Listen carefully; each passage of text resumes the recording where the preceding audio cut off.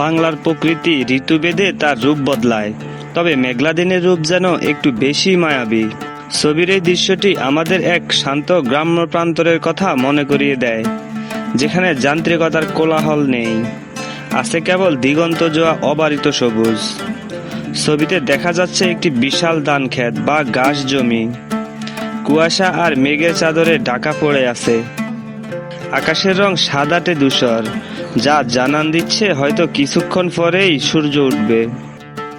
দূরের অস্পষ্ট হয়ে আসা গাছপালা এবং বৈদ্যুতিক টাওয়ারগুলো এই নির্জনতাকে আরো গভীর করে তুলেছে।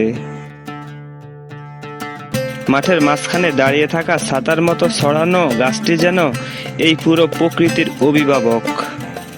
তার নিচে ছোট্ট একটি বাঁশের মাচা বা বসার জায়গা, যেখানে গায়ের কৃষকরা ক্লান্ত দুপুরে জিরিয়ে নেয়।